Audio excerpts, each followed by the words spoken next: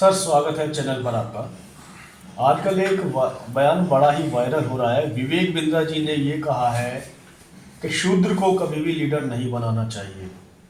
इस बयान को आप किस नज़रिए से देखते हैं? जर्नलिस्ट महोदय, आप सबको बहुत बहुत धन्यवाद।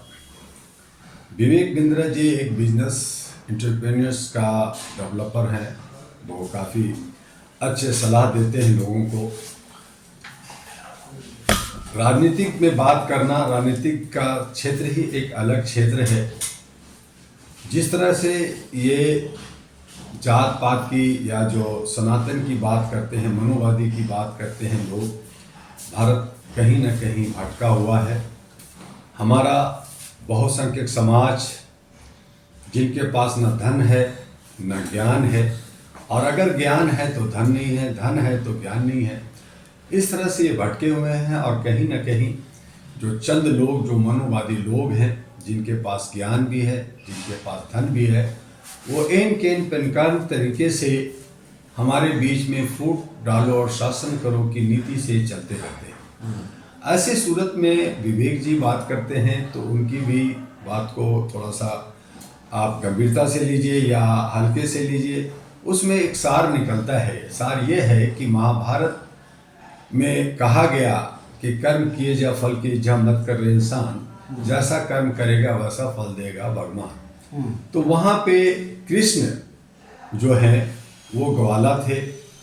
उनके पूरी परिवार दूध और दही का काम करते थे। वो भी मैं एक बात यहाँ ये कहना लेकिन चाहता हूँ सर। जब वो सर मेरी बात सुनिए। वो हम इतिहास में जाएंगे तो लंबा हो जाएगा। कहा यह जा रहा है कि इस बयान के बाद सीधा उनका मानसिक संतुलन इतना बिगड़ता है कि वो अपनी पत्नी के साथ ही मारपीट करने लग जाते हैं और उसकी एफआईआर दर्ज हो जाती है, परंतु इस पर एफआईआर दर्ज कहीं नहीं हो पा रही है। जो कि इंटेलेक्चुअल पर्सन होने के बाद इस तरीके की बातें करेगा तो क्या सोचा समझा जाए। इसीलिए कहा कि लोग जो है मानसिक रूप से विक्षिप्त हैं। हाँ। और कहीं न कहीं जो वो सोचता है कोई व्यक्ति और उसका कोई साथ नहीं देता। पत्नी से ये जो झगड़ा करना, उनकी जो है व्यक्तिगत मानसिक संतुलन बिगड़ गया है क्या उनका? बिल्कुल मानसिक संतुलन बिगड़ा हुआ कहेंगे। और ऐसे लोग समाज को क्या देंगे जो घर को नहीं दे सकते। तो उस पर जो एफआईआर लॉन्च हुआ, ये सरकार जो कानून है वो अपना काम करेगी। लेकिन सवाल हमारा ये है कि हमारा जो देश को जो इस तरह से विखंडित करने की कोशिश की जाती है कि छत्री छत्री है और ब्राह्मण ब्राह्मण है और जो है शूद्र शूद्र है, तो ये ऐसा नहीं है। मैं इसीलिए कहा कि कर्म से ये सारा कुछ डिसाइड होता है। जो कर्म जैसा करेगा वैसा उसको इस हिसाब से उसको संबोधन किया जाता है। इस पर मानव अधिकार आयोग आप चलाते हैं। मानव अधिकार आयोग की तरफ से क्या एफआईआर होगी क्या? मानवाधिकार समानता की बात करता है, इक्वलिटी की बात करता है, शांति की बात करता है। और हम लोग इस बात से हमेशा बहुत दुखी होते हैं कि भारत के अंदर लोग मानवता को भूल कर करके जात पात और जो है नफरत की राजनीति करते हैं, अपनी रोटी सेकते हैं और वो देशभक्ति नहीं रखते। तो ऐसी हालत में मानवाधिकार हमेशा कहती है कि भाई शांति बहाल करो, नहीं करोगे तो कानून है, कानून जो है दंडित करेगा। लेकिन कानून भी जो है हमारा बहुत ही लचर है भारत की। और ऐसी स्थिति में जो है किसी की एक का कल्याण नहीं हो सकता। सब एक दूसरे पे लड़ने और भिड़ने में लगे हुए हैं। सर, सवाल यही बनता है कि जिस तरीके से बिंद्रा जी ने बयान दिया शूद्रों के बारे में, शूद्र में एससी एसटी ओबीसी माइनॉरिटी सभी लोग शामिल हो जाते हैं। इतने लोग होने के बाद 80 85 90% तक होने के बाद भी अभी तक बिंद्रा जी के खिलाफ में ना तो इस बात को लेकर के एफआईआर दर्ज होती है, ना ही लोग एकजुट होने की बात करते हैं, ना ही इसके खिलाफ कुछ बोलने को तैयार है। ऐसा क्यों? देखिए, एक बिंद्रा जी पे एफआईआर लॉन्च होने से क्या आपकी समस्या हल हो जाएगी? सवाल यह है समाज का। समाज बटी हुई है। समाज एक दूसरे को गाली दे रही है। समाज एक दूसरे को ऊंच और नीच बना रही है। हमें और आपको सोचना होगा।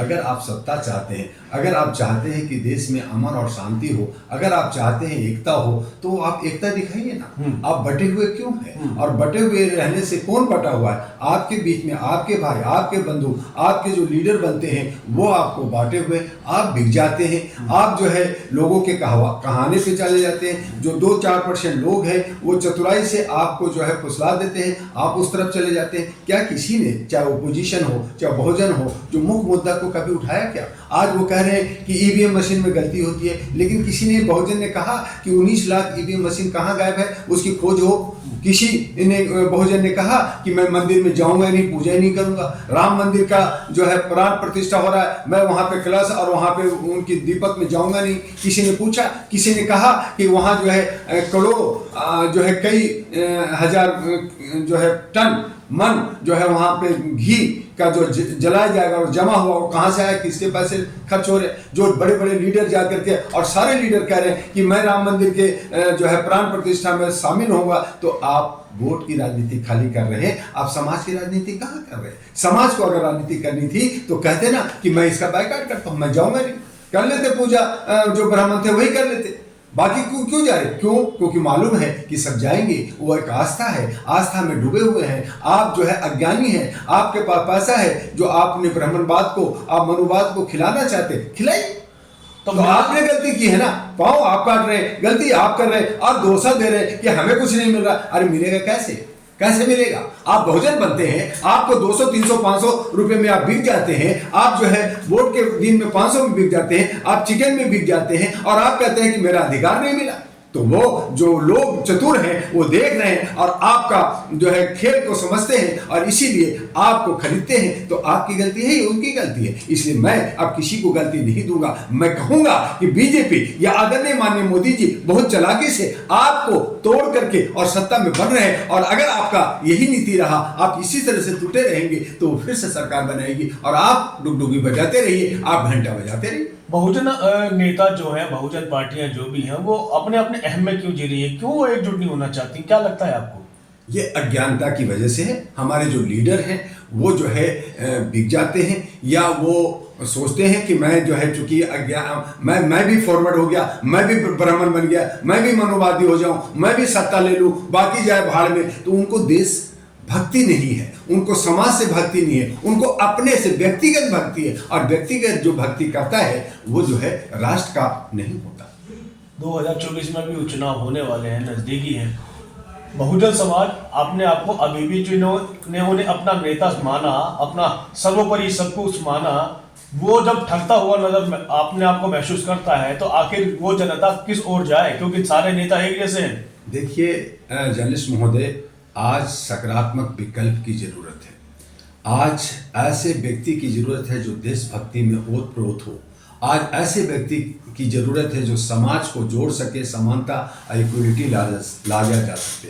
और इसीलिए मैंने कहा कि जब तक जात और धर्म से आप ऊपर नहीं उठेंगे, जब तक आप मानवता, इंसानियत और ह्यूमैनिटी को आप गले नहीं लगाएंगे, तब तक आपका जो दुर्गति होता रहा है 1500 साल से और आज हो रहा है, आगे भी होता रहेगा। और आपके लीडर आपको नोचते खसोटते रहेंगे। इसलिए जरूरी है कि जनता को मानवता को समझते हुए जात पात से ऊपर हट करके वो अपना व्यक्तिगत इशू बनाएं, लेकिन राष्ट्र के लिए ना बनाएं। राष्ट्र के लिए मैंने इसीलिए लगातार 37 वर्षों से करोड़ों लोगों को हमने जागरूक करने की काम किया मानवाधिकार का, और इसीलिए अहरा national party, all India human rights national party का स्थापना किया 2009 में कि आप मानवता के आधार पे जात पात को भूल कर करके सभी लोग मिल करके राष्ट्र के लिए काम कीजिए। लेकिन लोगों को समझ में नहीं आता। लोग जो है कहते मैं नाई हूँ, मैं धुनिया हूँ, मैं धनुक हूँ, मैं फलना हूँ, मैं ये हूँ, मैं वो हूँ। तो इस तरह से आपस में लड़ कर करके आज राष्ट्रीय जनगणना की बात हो रही है। राष्ट्रीय जनगणना भी क्यों नहीं, जो बहुसंख्यक ही भी नहीं चाहते कि निकला, क्योंकि वो देखते हैं कि अगर लोग सब हक मांगेंगे तो मेरा हक कहाँ जाएगा, मैं लीडर कैसे बनूंगा। तो सब अपनी अपनी रोटी सेकने में, देश हित में और समाज हित की बात नहीं करते, और उसके लिए उन्हें मानवता के आधार पे अहरा नेशनल पार्टी के साथ आना होगा।